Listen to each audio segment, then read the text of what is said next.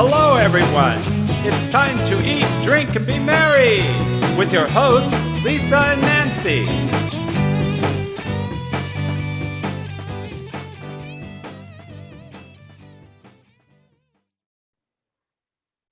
Hey, everybody. Welcome to Big Blend Radio's Eat, Drink, and Be Merry show with Nancy and Lisa. You know, we're the crazy mother-daughter travel team on our Love Your Parks tour. I can't even say it. Love Your Parks. You see, I'm getting all excited about whiskey because that's what we're going to do. But we also publish Big Blend magazines, a variety of publications, including Eat, Drink, and Be Merry. And that's what we're about to do. We're going to have a whiskey tasting, but this is a blind whiskey tasting. We have Bobby DeMars joining us. He is the founder of Blind Barrels. It's a blind whiskey tasting subscription service, and it's really cool because it works with the smaller distillers, craft distillers, and how American can you get? Like, well, there's a whole other ancient roots to this, but he's going to be talking about that. And then we had to bring our friends Chris and Angela from Connecticut. They own and run Clouds Rest Acres. It's a really cool farm out in Connecticut. They have two really cool dogs. They have a beautiful farm, and today they got piggies. So we're celebrating piggies.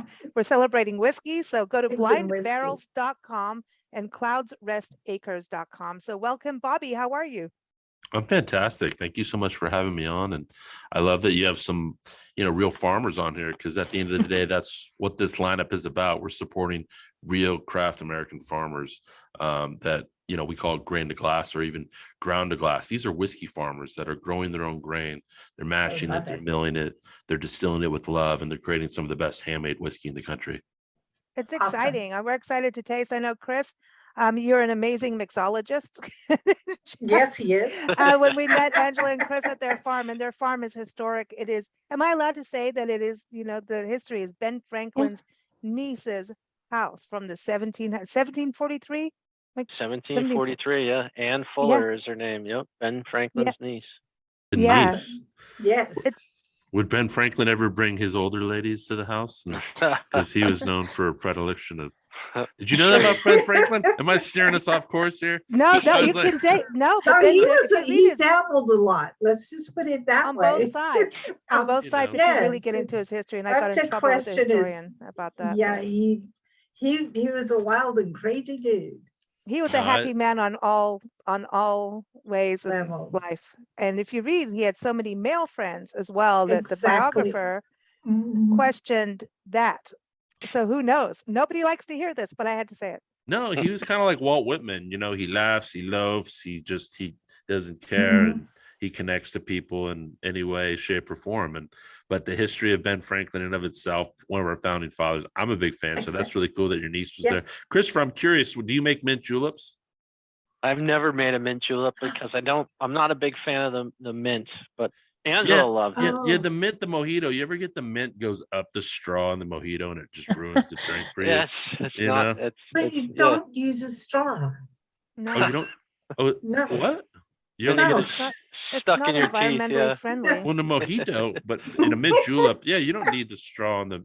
My buddy was making one of our whiskey wizards, and he was spanking the mint, and I'm like, what are you doing over there? Like, hello. I'm like, are you really? This guy really likes mixology. He takes it seriously. I'm like, you're getting the second base with that mint. Yeah, he was. But I guess it opens up the. How does the monkey feel about that? Actually, it brings out the oil. Oh, see, there you go. Yeah, it does. It's true. So now, Angela, you do the vegetables, and you grow mint, don't you? I do, but I'm never allowed to use it. So I have orange mint and chocolate mint and all sorts of fun stuff. But he doesn't like them for the drinks. So I just do teas. Ah, well, do you spank your mint? What's that? Have you spanked mint? I suppose you could call it that. Sure. Only the naughty mint do we spank. Only when Chris is wearing his kilt. And exactly. And it all depends on what happens with Basil, because Basil likes to hang out with mint, and sometimes Basil gets a little naughty and he needs to be spanked. And he could go in, some nice martinis. But is that your dog's name? Basil? Yeah. No, Basil. I'm just saying it. Basil, like Basil Fawlty. Yeah. Okay. We're bringing everybody's oils out today. I know we are. But whiskey, tell us about blind barrels, what got you started, or should we open it first? What, like, we're all kind of Yeah, going. well, yeah, I'll give you a little we intro and open kind of this how up? it works. And yeah, well, let me see. So Lisa, what do you have? Sample A? Everybody Yes. got a different sample. You got sample A? Yes. And then Nancy, you have what? Sample D. Okay, and Christopher, I'm B. as in dog? B as in boy. B as in boy. Oh, Nancy has D. I'm and D then, as in dog. and then Angela's got C. Okay. Of course, all of you guys are in different order on my screen. It's going to screw everything Oh, up. no. I'll remember it. Oh, It's sorry. fun. But basically the whole lineup, everything in this lineup is craft American distillers. So when quarantine hit, a buddy of mine was doing blind whiskey tastings, and Cool. I'd done with wine before, but I'd never done it with whiskey. And whiskey's a little funner because yes, you're gonna get a little bit inebriated faster. It's gonna feel like God's pulling on your cheeks. And but I loved learning about the process of the tasting. There is a mindful component to tasting in general of really connecting to your senses. There's the color, there's using your vision, even your just looking at the glass and the legs and the viscosity of it, the aroma, the olfactory, right? This is really linked to memory, and it can pull out different sensations. Like I was smelling a whiskey the other day and I'm like, oh, this reminds me of when I took an old girlfriend to Baskin Robbins, and somebody's like, waffle cone. I went, oh, that is waffle cone. And then the taste, obviously using your sense of your taste, and there's a sensation in that. And then there's the mouthfeel and the finish. So there's all these different stages, just like in wine tasting. But I love learning about the process and the different mash bills, basically the recipe of what goes into the whiskey. There's generally 4 grains. There's corn, there's barley, there's wheat, and then there's rye. And there's different mixtures of that recipe that goes into it, different processes for how they distill it. And so I love the historical components. I love the mash bill. I love kind of learning about it. And I called my buddy in the middle of the night. I went, dude, this is a business. And he went, It's one of those dude calls. Yeah, I do that to Ned. Dude, wake and up. dude, we got something here. He's like, yeah, okay. I'm like, nobody's ever done this before. And what I figured out, there's a reason nobody's done this before, because it's not the easiest model in the world. You know, if you're ever in legal trouble, if you ever have that neighbor that cuts down a tree, you know, or you're going through divorce or something bad's happening and you need an attorney, you can do a free 1 hour long consultation with any attorney most of the time. So I called up an ABC attorney, an alcohol beverage control attorney, and he's like, you can't do any of the things that you want to do. You should stop now. And I called up another one, and he told me the same thing. And I did 16 of these calls. I went through 16 1 hour free consultations with different ABC attorneys, until one of them told me, well, you know, you could do this, but you can't do that. And I gleaned from that. I took it to the next meeting. I built up an idea, and then I found a way to legally do it. So liquor laws are very complicated. Prohibition never really ended if you have to jump through certain hoops. The wine industry is very easy now because they had lobbying, you know, in the 70s, really, for California was leading the front on that. And so you have a lot of direct to consumer laws. Spirits and beer, it's really difficult. And so I had to go down the rabbit hole and learn all these different spirits laws so I could figure out a way to do this. And when we decided to create the lineup, we didn't want to just have Maker's Mark and Jack Daniels and, you know, traditional whiskeys that anybody can get. We wanted to create and curate boxes that were impossible to find or try any other way. And in the process, we get to uplift and showcase these small distillers. So there are 3,000 independent whiskey distillers throughout the United States. Wow. And there is 200 spaces at your biggest, you know, liquor store, Bevmo, Total Wine, whatever you have out there. And so the producers, the tier 1, have to pass through a distributor, which then passes to a retailer before a consumer can take the product. And distribution has a stranglehold, and these smaller distilleries, they don't have those relationships to get shelf space or the money to get those boots on the ground to cajole these retail units to get their product in the stores. Then what happens is they're making great product and they're known and they're rock stars in 50 miles, but then they just die down. And not everybody in craft whiskey is making great whiskey. The reality is some of them are doing things that are weird. Some of them are young and trying to learn their way to do it, but some of them are, man, they're making some of the best whiskey in the country. And so if we could find these brands and curate a lineup so that people could do a blind tasting. So there is obviously the blind tasting, there's the curation of it. Everybody gets this lineup at the same time, and that lineup then never happens again. So it's not like you order it today, it comes tomorrow. So if you got an uncle, brother, coworker, anybody that you're close with that lives somewhere else, they're going to get this same box at the same time. And what better way than to check in every 3 months over some great whiskey? Whiskey is meant to be shared, right?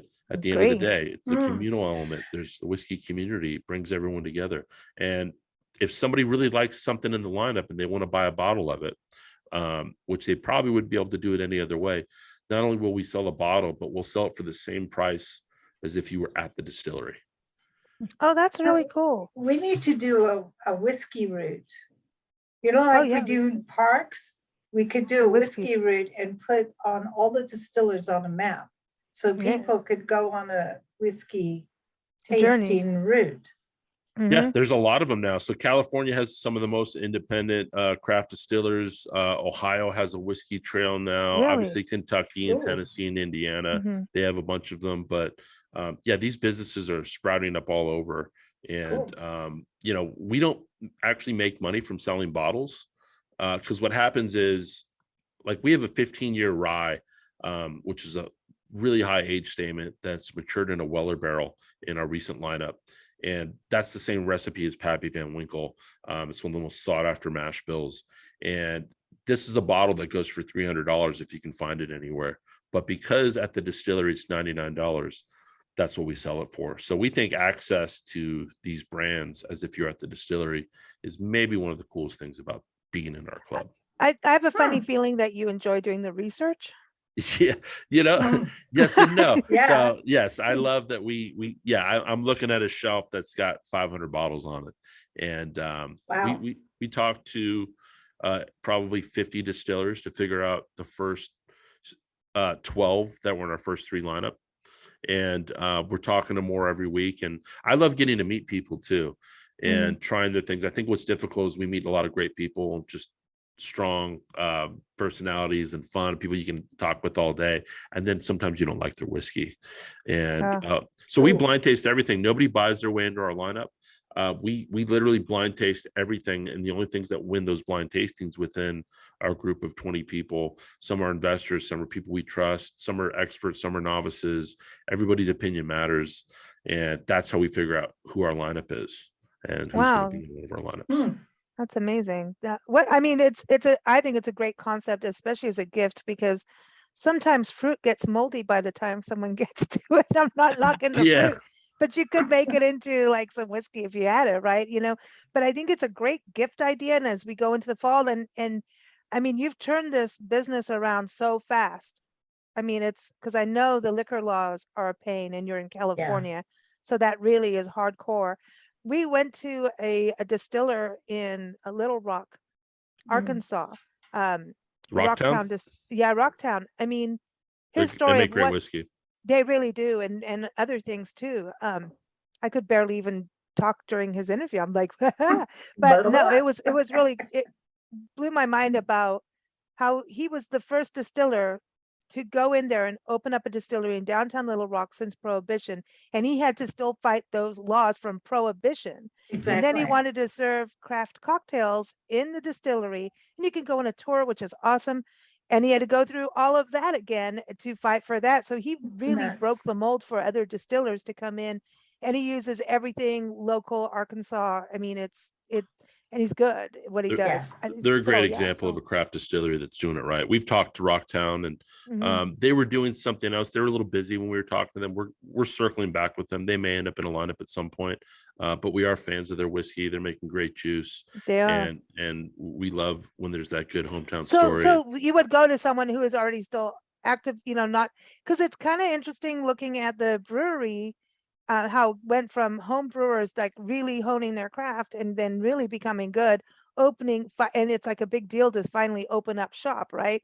And then become professional. Is that kind of the same with whiskey? Like, you know, from other than the Maker's Marks and all of those guys, I mean, there's a confluence of events. If you look at, California really kind of blazed the trail for come and visit these things, do a tasting here.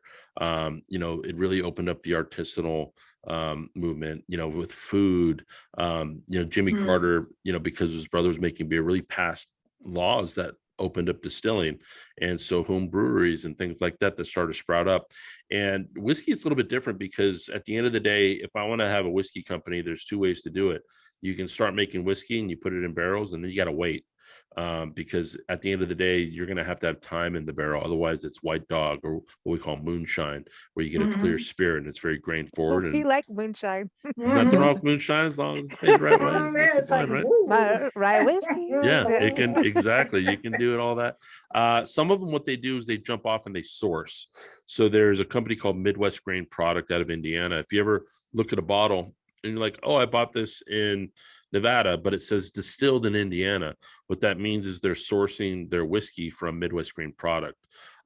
So they bought out the Seagram's distillery in the 90s when whiskey was on a downturn in the 80s and the 90s. It was really the Japanese that kept it alive, and really pushed single barrel and small batch and different marketing terms that came alive again in the 90s. And so when Midwest Grain Product brought Seagram's building in Indiana, they had all this whiskey and nothing to do with it. And luckily they didn't throw it out, because when the second whiskey boom hit, first one being in the late 1800s, this other one in the late 1900s, the demand was there, but the product wasn't there. And what's happened is the whiskey demand has gone up every single year since 1995. And then during COVID, everyone's like, give me some whiskey. I mean, it's the biggest category. Wines dropped 30% and more, and spirits have gone up 30 to 50%, depending on the spirits and the demand for it.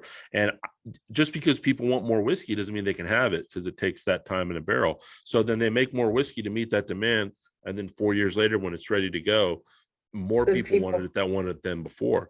So now you have whiskey hunters that go out and they try to find bottles like Elmer T. Lee. It was a $50 bottle. It's a $450 bottle now. The scarcity of these hard to find bottles, and everything in our lineup has gone up on the secondary market. So there are bottles that in other locations go for double or triple what our subscribers can get them for. Some of them are looking at it from an investor standpoint. Wow. I don't have an unopened bottle of whiskey at my house. Great whiskey is meant to be shared. So I'm not a collector. I do a little bit of hunting myself. I love discovering these brands and then letting other people discover them, and then they get to share with their friends, and then they get to look like a whiskey expert in the process. Okay, like so what that. do we do? Chris, All right, so Angela, do you have everybody- any questions before we get started? I got a quick question. How are you bottling? Because that must be a major hurdle. I Yeah, know. dude, I was looking can't at that too. So I can't get into all of our secret sauces, except to say that we are Except not for the- bottling. It could be the distillers themselves. It could be somebody else. I mean, there's a lot of different ways to do it, but legally, you're right. I can't just buy a bunch of whiskey and pour them into bottles and cap them. That is completely illegal, and that is obviously not what we're doing. I do know of a whiskey subscription startup that tried to do that 2 years ago, and they got in a lot of trouble for it. And all of our investors and myself, I've invested more than anybody beyond money and just time. I know all these people. Whenever you're creating a brand, one of the things you always want to do is create a logo and create something that's tangible and real. I love your logo. Oh, thank you. Yeah, this independent self-taught guy in Brazil, we found him and really elevated everything we were trying to do. We're so lucky to have him, and we take good care of him. And he has a career from it now. So he's gotten 12 other massive brands that he's in charge of now since this. And so we're really happy that we get to kind of launch this guy. And we discovered a different diamond in the rough. And so I went and created the branding, and I started just telling friends about the idea just to get feedback, because maybe I'm like, am I crazy, or is this a good idea? And 14 out of the 15 people that I knew said, hey, look, if there's a way for me to invest, let me know. And I'm like, who? And I'm like, I don't know if I want to know investors, but it does put a bigger onus on and responsibility for me to make sure that this is successful. We don't have salaries at our company. Everything about our brand is built to scale. If you message the robot on our site, if you send a support email, I get the email. I'm the robot on the site. You're going to wake me up at 3 a.m. It's me. I'm going to say, pour another one. No. Yeah, no, sometimes I've had friends that have like reached out to the support line or our robot, and they're like, how come this and this? And they're complaining about something. And I'm like, oh, well, it's because of this. Dude. And they're like, oh, there's nothing to complain about. And later on, I'll be like, I think you were a little harsh to our customer service. And they're like, oh, do you get the transcripts for that? I'm like, it's me. I'm the guy. That's funny. But this is really the cool. I think our country is going through, hello, we need to go back to small business. And I mean, that's what our focus has been for. I mean, we definitely wanted to come on and have you on and taste the whiskey and everything, but it's also a unique concept. And, you know, I know there's a lot of subscription services out there, but this is unique and really cool. And it is, you're supporting small business and agriculture and craft. And I think that's the thing, Chris and Angela, what you guys are doing with your little piggies, and you're going to get chickens soon, and you've been doing this for a little while. You know, Angela, wouldn't you say this is something just, it's important to have these where everything is kind of traceable, where we can connect back to the land and to the animals and to the people doing the work. I mean, when you guys sell your piggies for meat, like, you have like a touch on it, versus like, we don't know where this pork chop comes from and it's wrapped in cellophane and it's starting to look yellow in the grocery store, you know. Exactly. Yeah. I think that's what draws people. I mean, they can come over and play and pet the pigs, and they know that they're being taken care of. And I think people appreciate that they know where their food is coming from. And they're so are the piggies eventually going to be food? Yes. And hey, come on, They're that's all okay. named I like Bacon. bacon. Now, They're all named do you name the pigs? No, we So avoid that makes naming. it hard. That's Yeah. that's what makes it difficult, right? Yeah. At the end of the day, and then like you get, but maybe there's one pig that you just really like, and you might keep him around, you know. And then all of a sudden I show up and he's missing a leg, and you're like, well, we're not going to eat them all at once. Oh, No, dude. No, there's a farm. We'll name cattle him Bourbon. farm. Yeah, really, Yeah. right? Bourbon There's out a- there. It's there's like a he has small no farm, legs. cattle That's that old farm joke in- where the where's it, farmer's Greenville? like, oh, that pig got 3 legs. Why does he have 3 legs? He's like, I'll tell you about that pig. I got stuck under my tractor one day, and that pig burrowed the tunnel up, and he pulled me out, and that pig saved my life. He's like, why does he have 3 legs? Well, we're not going to eat them all at once. You know? So, Ah, but yeah, We no. call him tripod. No. Yeah. but you're right, Lisa. That we are, we went from being hunters and gatherers to becoming an agrarian society. I mean, you mentioned that you were pet sitting. To me, my relationship with my pets are a reminder of our connection to nature, really. Mhm. Wine, whiskey, we're using the grains from Mother Earth. We're using mineral rich limestone water. We're aging them in new white oak barrels, right? And then Father Time comes in and plays a role in that as well. Yeah. So everything about it is about that connection to nature, and it is about being mindful and connected to the moment. I'm reminded. Dogs will teach you. We've lost the art of smelling and being observant. And a dog like Naz, right? You guys know Naz will teach you to go back and sniff and take time. And when it's time to pounce, obviously too, but they really are observant. And if we watch animals, sometimes we can remember, like, okay, this part of our souls, have we lost this? And I think whiskey is a good thing. And just before, I know we're all anxious to taste this. I know, I can see you guys are all like me, but the blind barrel part of this is such a cool thing I know, because the holidays are coming and it doesn't feel like it because it's hot, but it's like, we remember that Christmas at Eva's, Nancy? Mhm.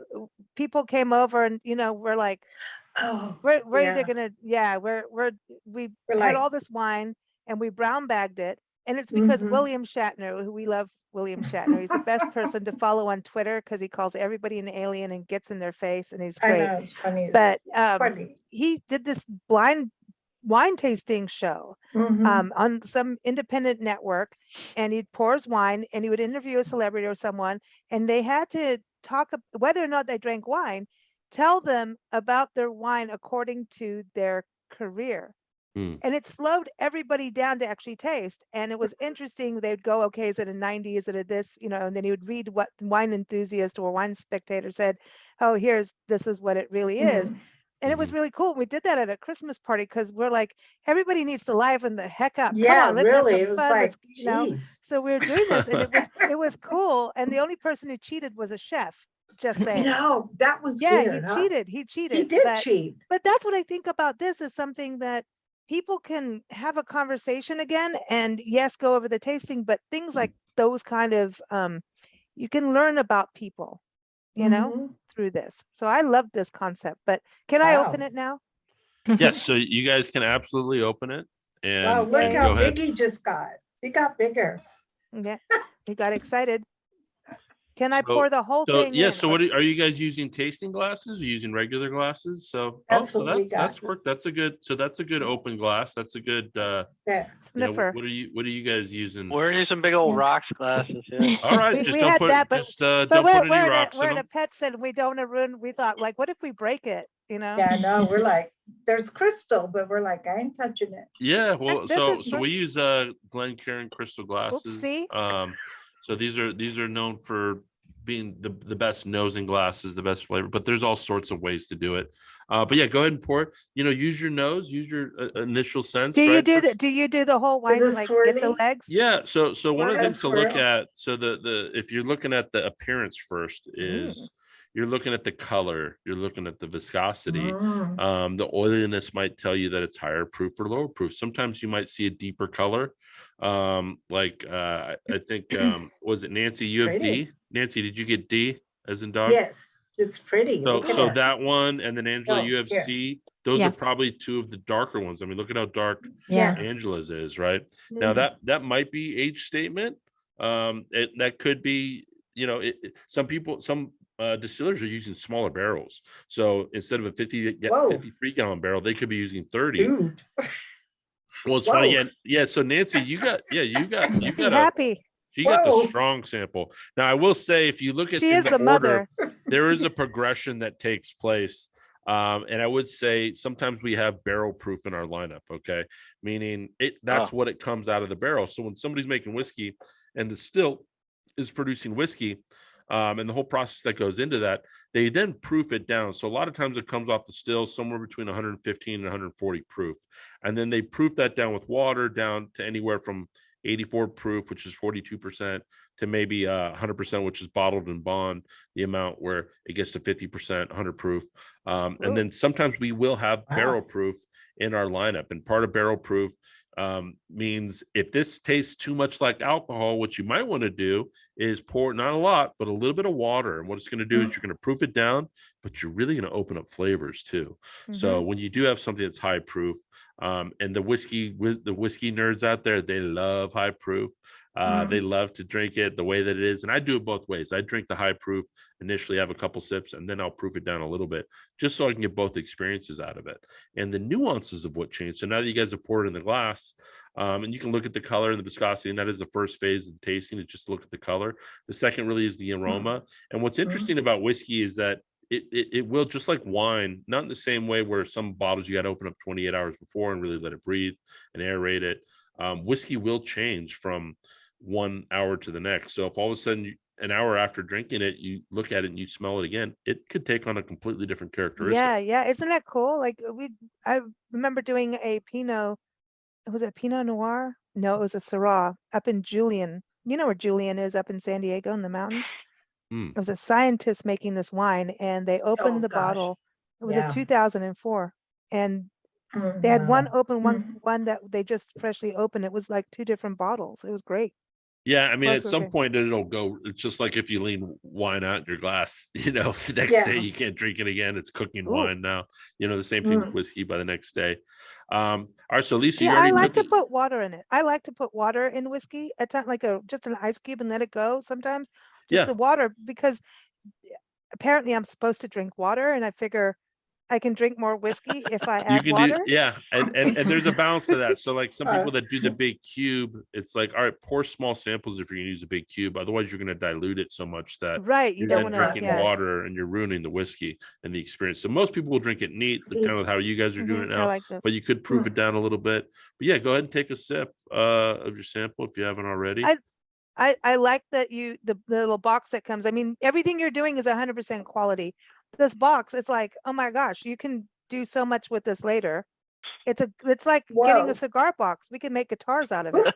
You And could. My then- buddy the other day is like, you could put your weed in there, and I'm like, Holy well, Yeah, you moly. could. You yeah. could. No, you could put it under the. Well, you don't have to hide it in California anymore. No, you don't. Yeah, but you can pull the Ah. foam out.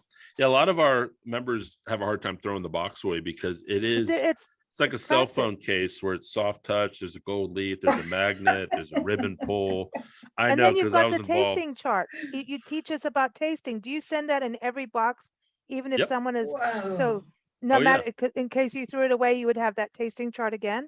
Oh yeah, absolutely. Well, look. Oh, that's The cool. thing is that the QR code that's unique on. Mm. So on one side we kind of have a welcome letter. On the Mhm. other side we have a tasting table. And the tasting table, it used to be a whiskey wheel. We kind of reinvented the wheel so it's easier to read. And it's really meant to just pick up on what the notes that you're getting, the aromas, and it's meant to jar your memory loose. And oh, I'm getting a little bit of dill, or oh, there is kind of a leathery aftertaste. That there's something that's meant to kind of jar your senses and think about what it is. Now that QR code that's on that insert is going to take you to a reveal page, and that reveal page will then tell you everything about the whiskeys that are in that lineup. Oh, So every single cool. one has an insert. And that way it's not blind all the way through. At some point you do discover what it is.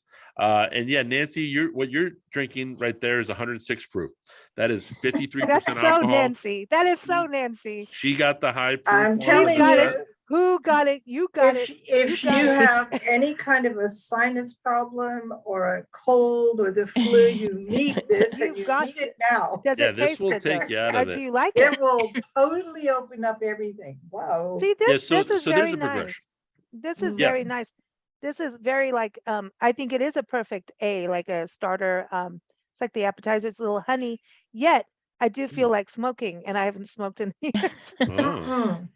But there is like a little smokery like going on, and there's There's a bit of a smokiness to it. And it's not a single malt. So single malt is made with 51% barley. this is sweet. An American single malt. I remember I was when I was younger and somebody ordered a single malt. I was like, oh yeah, so you're getting that sweetness. So what you have, Lisa, it is corn heavy. When you get a sweetness, there's a good chance that it's a bourbon. And I'm your a pig. it is a bourbon, right? So That's if it's a awesome, though. rye, it has to be 51% rye. If it's wheat, it has to be 51% wheat, more in the mash bill in the recipe. And then American single malt means it was made by a single distiller in a single season. And you Oh, can so it's get- not like a single like grain or single. I right. didn't know that. I used to think I'm like, Cool. I want a triple malt. I don't even know what that means. But so that's what the American single malt is, and that means it's going to be 51% barley. You'll usually have barley in the mash bill of everything because it helps convert starches into sugars and turn that grain into what then becomes alcohol. It helps that process a little bit, and you'll see different mixtures and recipes. And some distilleries make one thing, and they make that one thing really amazingly. Others have multiple SKUs and multiple things. But it's got to change with each harvest too. I mean, and are they mostly getting their grains from someone else, or do any of them grow their own grains or barleys and everything, like wineries that go and do their own grapes? So sample A that you have is sourced locally. Sample B actually has a farm in another state that they source from their own family farm. That's cool. Sample D is a farm and they source their neighbor's farm. So they're really an almond sweet potato farm, and they source their neighbor's grain to make their whiskey. So a lot of it is this That's cool. process where they're trying to utilize, and even some out there, we were just talking to Frey Ranch out of Nevada. They're just north of Reno. And I mean, they created a whole no waste system where the way that they make their whiskey, even the aftermath of the distillate, is used to feed the cattle of their neighbor. And then they take the fertilizer from that cattle and they fertilize all their crops. So they actually have a true no waste system going on, which is pretty phenomenal in and of itself, to be that innovative and to be that forward thinking, and how they're utilizing their byproducts and then utilizing the resources of their neighbor and trade for those byproducts. I have a friend who does a delivery bread. He runs a bread delivery company, and he takes all the bread that's left over and he goes and gives it to the pig farmer. Just saying, he's in California though. And then they share weed. But anyway, There you go. Okay. they're really happy afterwards. Alrighty But then. Now give me that's what some they do. weed. Yeah, yeah, exactly. but no, they actually do share. I mean, and there's like one community we know up in to Palomar Mountain. One person does the pig, one person does the zucchinis, one person does this, and this neighborhood. I mean, it's like, if A we can get co-op. back to some of that sense, we can maybe start to fix things in the world. It's not just the whiskey talking, it's truth.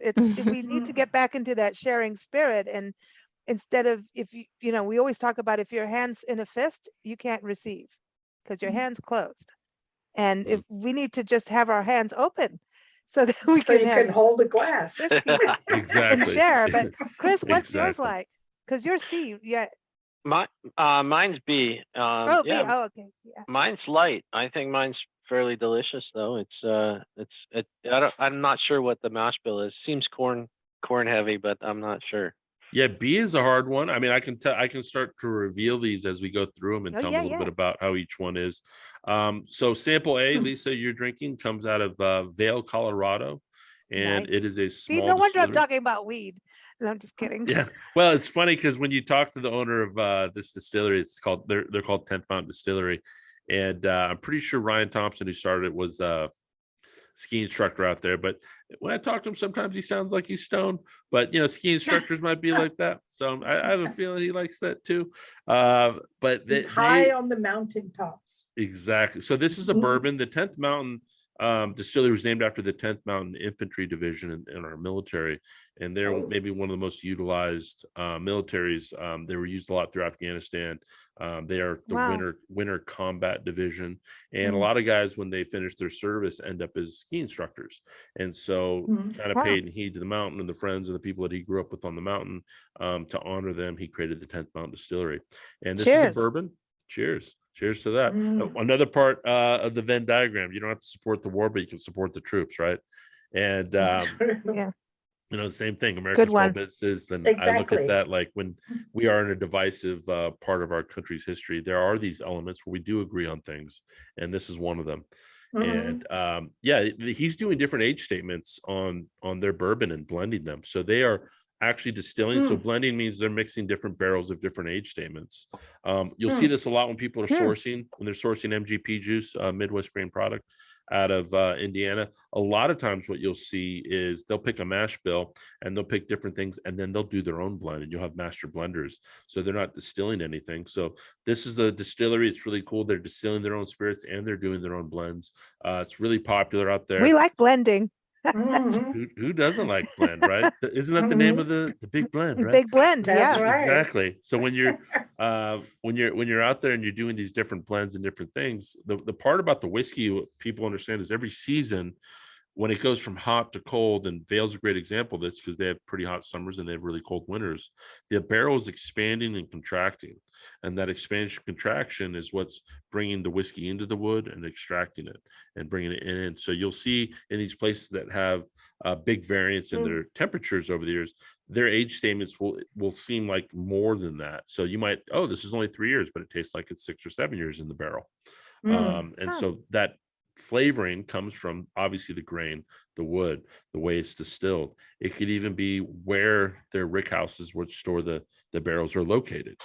But if you're in Vail, you should definitely go by 10th Mountain. Great people. They've got great food there too. Cool. We're in. We're doing it. It's on the way to the happy camper.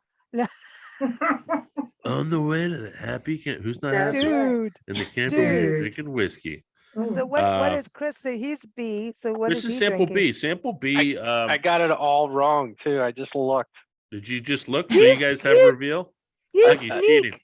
I did. Well, I'm just saying we're doing it now. I'm like, I already told you what I thought, but I was You way thought it's off. sweet. So this is 100% wheat, and That's you don't crazy. see a lot of these. So other wheat whiskeys that are well known, Pappy Van Winkle, Weller, one of the original ones, Larceny. So these are some of the big wheaty brands out there. So this is Drip Distillery in San Clemente, California. My dad lives in San Clemente, and whenever I was visiting him, I'd go. I'm just saying, if you're ever in Southern California, if you're ever traveling to San Diego, San Clemente is on the way. It's a sleepy beach town. It's awesome. Phenomenal.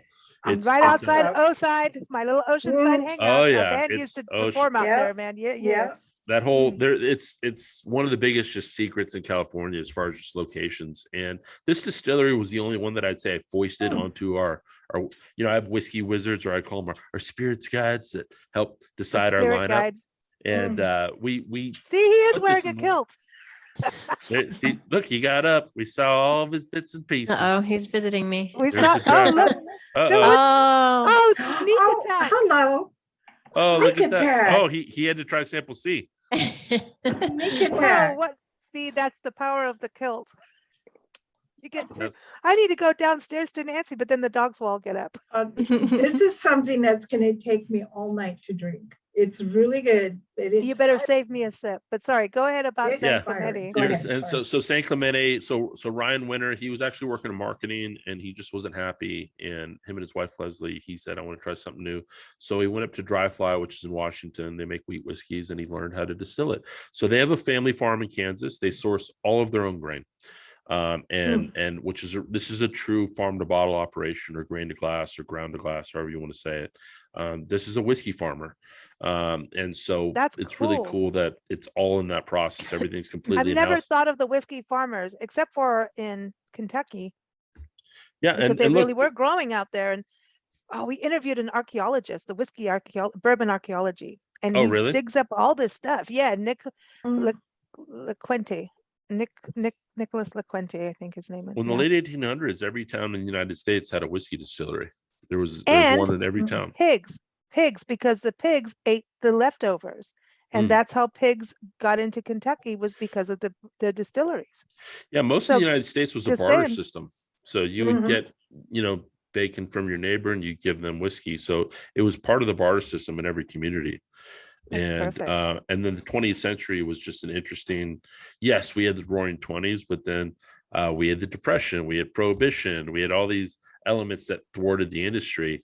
And then right as whiskey was kind of making a comeback, World War II happened. And then by the time whiskey was trying to rebound again, America's taste changed. And that's when, the Don Draper, the madman of the gimlet and the martini, America's the taste. La-di-da's. Exactly, evolved into clear spirits. No, but we like them. I like them. Listen, this is getting like rosier and sweeter, and like it's becoming floral. It's one of the cool things. I've never said floral about whiskey, but you know what I mean. It's a happy little. I mean, I love, I come home on a Friday, sometimes late. I try to get home in time for sunset, and I sit on the back porch, and I listen to music, and I watch my kids play, and I'll drink a glass of whiskey for an hour, and it's my favorite time of the week because I'm connected to my kids, I'm connected to the music, I'm connected to whiskey. It's the most present I am throughout the week, because one thing about making a startup or any company is you sleep less, you worry more. No kidding. Really? Seriously? I don't know what the hell you're talking about. Everybody keeps going like, how do you do this? I say, we drink. That's it. We have to have those moments. You guys are freaking me out now. It is, Yeah. Okay, so I want to know about. It doesn't mean you can't do it. It just means you got to chill. You just have to have your moments. You got to chill it. And the only thing I'll say about Sample B, Drift Distillery, if you are there, their barbecue sauce, their food pairings, I get a tub of their barbecue sauce. They use 6 bottles to make a vat of their barbecue sauce of whiskey. And it's the best barbecue sauce I've ever had. It's not on the market. You got to be at the distillery. And just, hey, tell them you're a Blind Barrel subscriber, and they'll probably give you a little thing. And I love it. I use it on everything, and then I run out of it. Now I want barbecue. It's insane. It's so good. I'm surprised by the sweetness, though. That's pretty insane. I mean, and it's only the age statement. It's only 2 years, and sometimes you might get a grain forward sense, which means it tastes more like grain than the wood and what's aging in. But because this guy knows what he's doing, not a lot of people, most people don't take the time to apprentice and really learn how to do everything the right way. But this guy really went through the painful process, and he didn't source whiskey. He made vodka and tequila and rum, things that don't take big age statements to generate revenue while he was waiting for his whiskey to mature and then age. Sample C, Angela, you got. Come on, Angela. Yeah.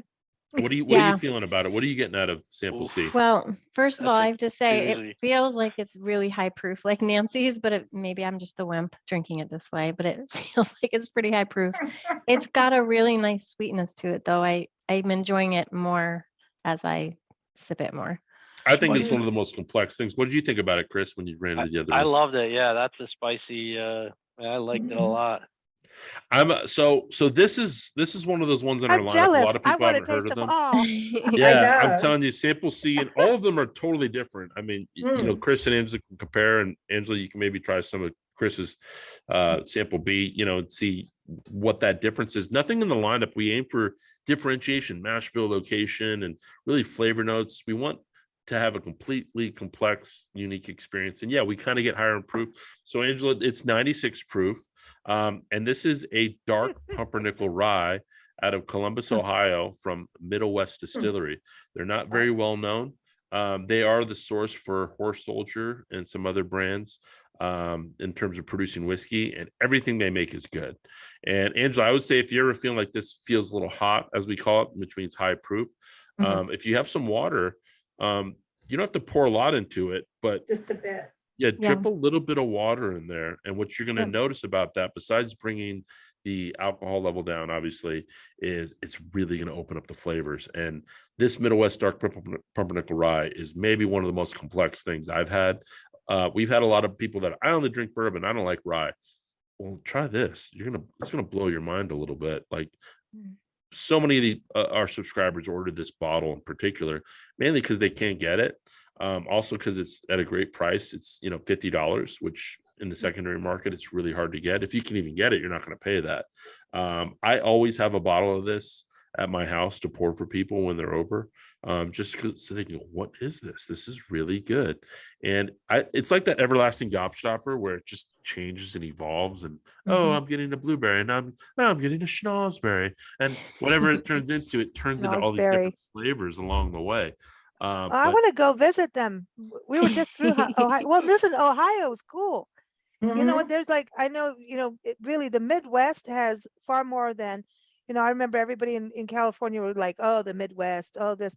They know food. We and had more flavors. fun. Oh, big time. Heck yeah. I mean, it's cool. And I mean, we just It's spent a weekend in beautiful. Michigan, and those people know I was like, oh, Nancy, I really feel like bourbon, and this is a big family gathering. Let's just stick to the wine and be chill. Everybody comes to the lake with their own cooler and their own bottle of bourbon. And I mean, we had wheelbarrow races with bourbon. Anyway, Yes. it was cool. But It was way fun. it's like, but it's all quality. And I don't know, there's just like a different, really cool way of life of really enjoying surroundings and nature, but it's beautiful. And the farmlands are awesome out there. I mean, in Columbus, that area is beautiful. I mean, maybe not, I don't know about the gorgeous. city, but just outside is magic land. And these are beautiful people. The guy over there, Victor Spotlow, who kind of has been running their marketing. I mean, I jump on the phone with the guy. He's just salt of the earth, good people. And so when you're talking to great people, like you just hope their whiskey's good. In this case, their whiskey is phenomenal. Everything they've sent us is great. We had actually a hard time. All of their SKUs, all of their different things that they had were so different, but all high quality. So if you ever see a bottle of Middle West, anything, anywhere, get it. You'll love it. But this is interesting what you say, because there are all these, people are passionate about what they're crafting and doing. We have the same thing on our shows. It's like, oh, hell. Like, we did a complete blind tasting. We're going, this guy's got to have it, right? He's got to, because like, we don't know. We're all suddenly opening and doing this, and like, we're committed into it. We're like, let's do it, but it's good. It is so true that, hoping to hell, it's like, oh, let's go and write about this hotel, and it's like you get there and you're like, dude, run, so it's the same kind of thing. But you have to have that integrity, because once you promote something that isn't, everything falls down. And that's an important thing of what it is an important thing to keep that.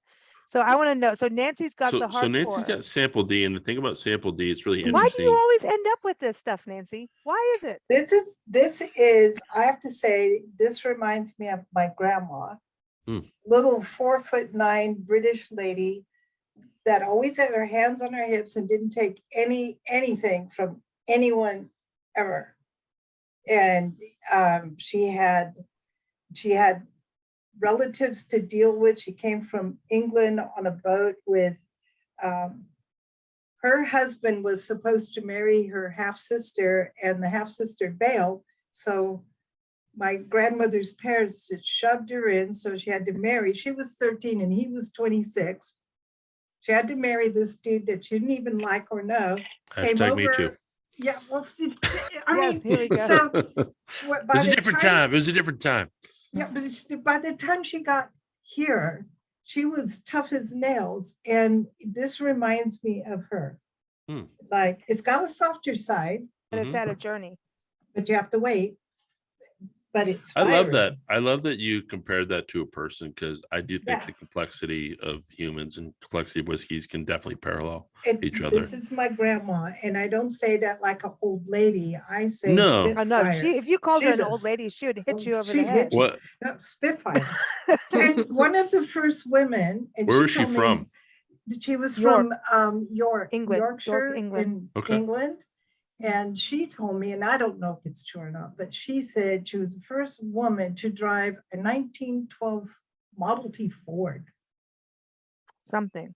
I Don't get don't the know. numbers. I don't know even if Yeah, I that's, don't they know. were there then. I don't know, but But she was one of That's the what first she's- women to drive. She drove from California to to Canada, and Canada. back.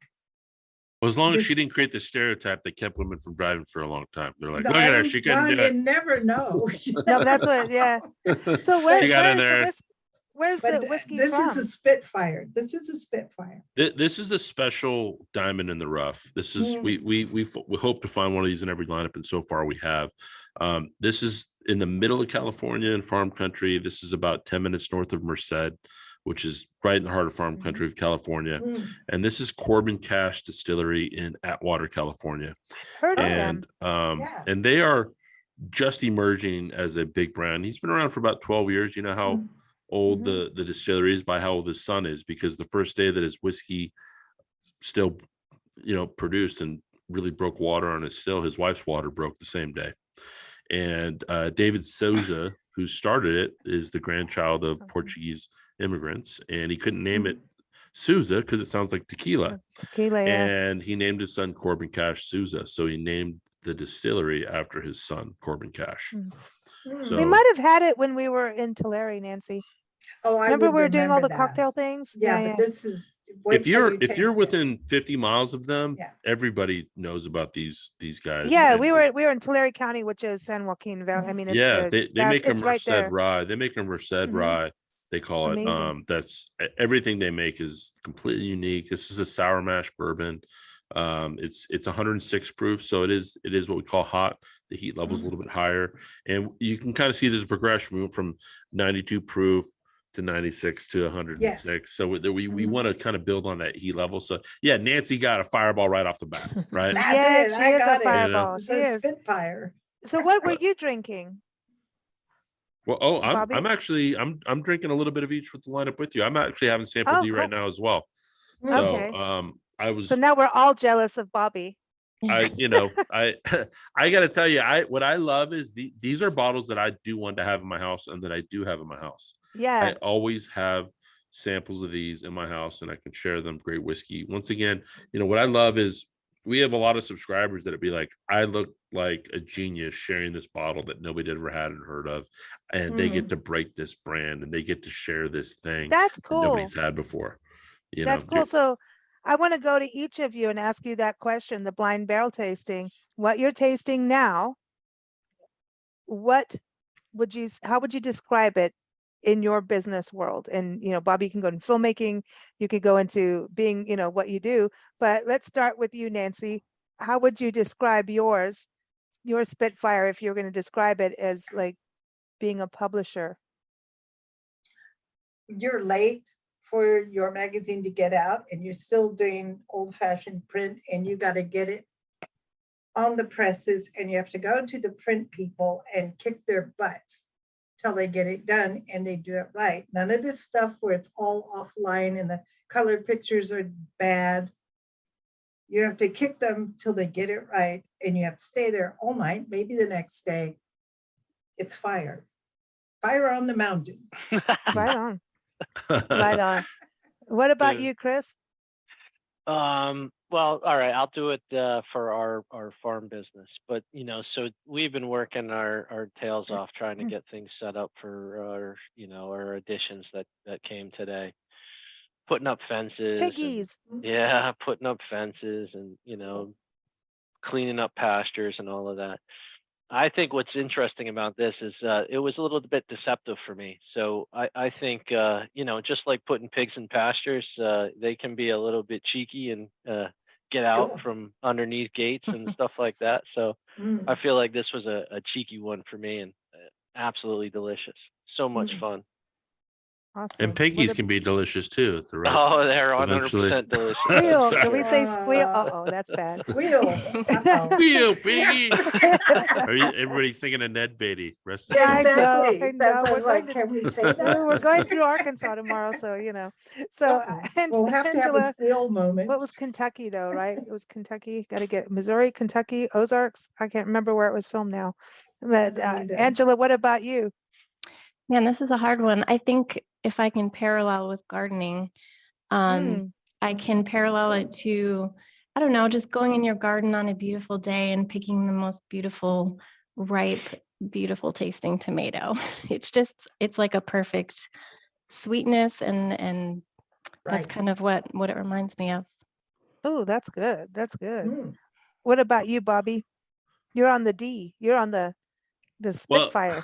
Well, I got to tell you, I mean, one thing that, we've talked a lot about the parallels of people and complexity and the complexity that's in each spirit. And I find the complexity of each business and each startup I've been lucky to have been part of. When I've made documentaries and other things before I got into the whiskey world and jumping into an industry that I haven't been in before, there's a learning curve.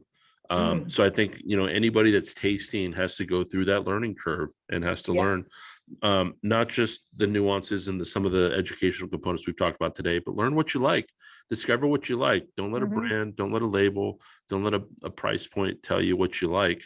And in that process, that learning curve of any business, yes, I wake up some days and it's interesting. You could have a bad day and a whiskey isn't going to solve your problems, but it can connect you to a moment.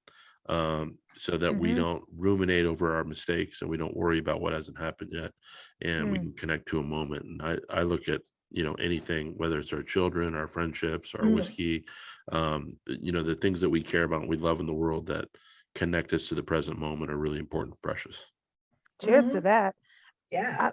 My story I is that agree. this goes with Big Blend Radio being conversations, not just come on our show for 5 minutes, spout out who you are and get the hell off kind Yes. of thing. We're not that. It's about conversations with people around the world. And I think that's what you guys do well at Blind Barrels is you are conversation starters where people can connect, whether they're in the same room or, across the country, around the world, there's a way to connect and have a conversation that's different other than what's going on in politics.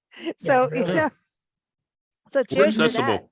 Cheers. And look, we're Cheers. accessible. Somebody has a Cheers. question about what we do, how we do it. Whoa, dude. I get all the time. I'm always Was that the D? I'm always available. Yeah. And listen, go to Whoa. Blind Barrels on Dude. Instagram and follow him because apparently if he doesn't like a sample, he just does shots of them on the golf course. It's like if there's something wrong, he has to take care of it. So Well, sometimes I watched that today. I was like, we he's get cool. we get some char in the barrel, and we can't. People will be like, "Mine's defective," and it's like, "No, you got something really cool. Like that's a piece of the inside of the barrel that makes it actually really special."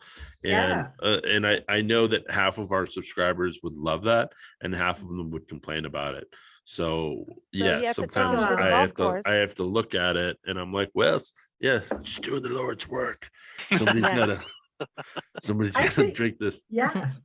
I mean, so you have a piece of barrel. That's good luck.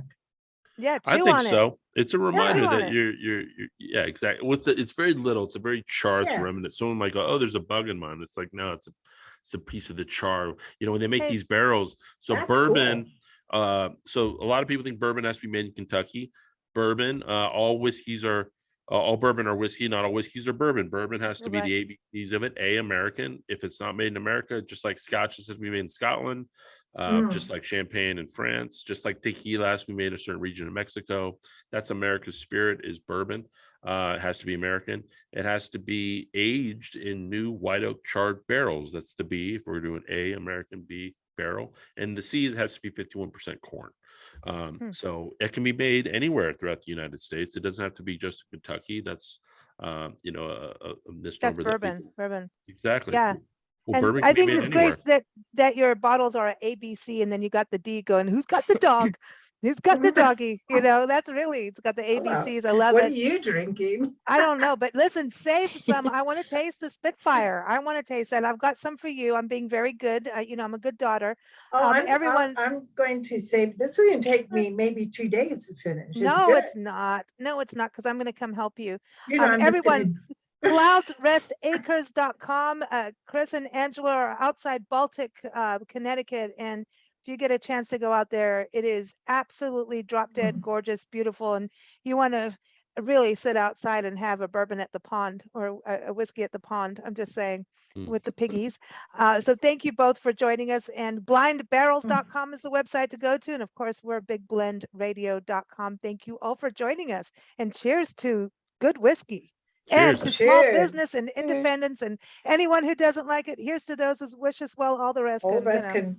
go right. And look, if anyone wants to use whiskey 10 at checkout, you can get 10% off of anything. See when how you're nice starting he is. merchandise. So go on, give us a shot, and it's great to be able to share this with your friends and family and discover new brands.